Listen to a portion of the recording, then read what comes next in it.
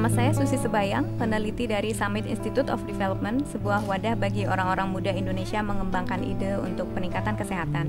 Lembaga ini dibentuk oleh manajer-manajer senior dari Summit, sebuah penelitian kesehatan ibu dan anak yang dilaksanakan di Lombok tahun 2001 sampai 2004 untuk menguji manfaat suplemen mikronutrien saat hamil. Lebih dari 40.000 ibu hamil dan 500 staf terlibat dalam penelitian itu. Saat ini lembaga kami terus melaksanakan riset dan pengembangan masyarakat dan juga mengembangkan kapasitas dosen, mahasiswa, profesional kesehatan masyarakat dan juga staf lembaga sendiri untuk meneliti dan mengambil keputusan berdasarkan bukti nyata di lapangan.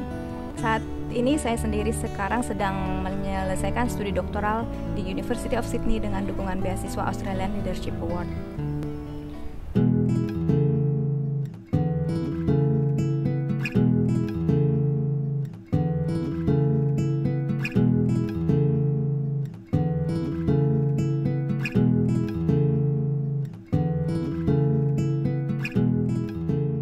Di seluruh dunia, 8,8 juta balita meninggal setiap tahunnya. 3,5 juta atau sekitar 40% diantaranya terjadi sebelum usia 1 bulan pertama. 1 dari 3 kematian balita tersebut disebabkan karena kurang gizi, yang artinya kematian itu bisa dicegah. Masa kehamilan adalah saat pertama seorang anak tumbuh dan berkembang, dan diprogram untuk kehidupannya di masa depan. Kondisi gizi pada saat hamil sangat penting karena efek kurang gizi bisa dirasakan oleh generasi berikutnya. Perempuan yang kurang gizi kemungkinan akan melahirkan anak yang kurang gizi, dan kemungkinan ibunya pun dulu kurang gizi. Kondisi kurang gizi saat berada dalam kandungan sekarang diketahui dapat mempengaruhi anak karena meningkatkan risiko diabetes, tekanan darah tinggi, stroke, dan kematian dini pada masa dewasanya. Berbagai riset sudah dilakukan untuk menemukan cara meningkatkan kesehatan ibu dan anak. Studi kami melihat cara lain yang bisa dilakukan.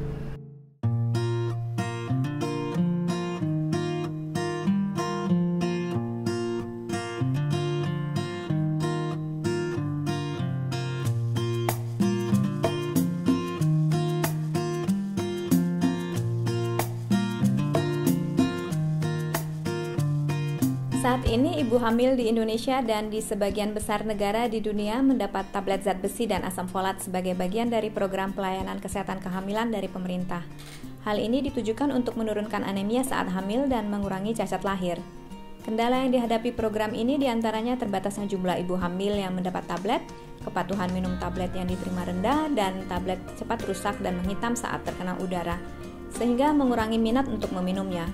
Selain itu, banyak ibu mengalami kekurangan berbagai zat gizi lain selain zat besi dan folat sebelum dan saat hamil. Ibu hamil yang mampu saat ini sudah membeli sendiri suplemen multimikronutrien yang beredar dengan merek-merek paten, baik diresepkan oleh dokter maupun tidak. Penelitian kami melihat bagaimana dampaknya kalau ibu hamil dari suplemen multimikronutrien yang berisi banyak zat gizi lain selain zat besi dan asam folat. Berdasarkan masukan dari ibu hamil dan bidan di Lombok, suplemen yang mereka inginkan sebaiknya dibuat dari bahan dan kapsul yang halal, tidak pahit dan berwarna pink supaya menarik. Sehingga kapsul multimikronutrien pada penelitian kami dirancang supaya halal dan berwarna pink agar menarik untuk ibu hamil. Selain itu, kapsul juga dikemas satu persatu dalam kemasan aluminium yang tidak mudah berubah warna.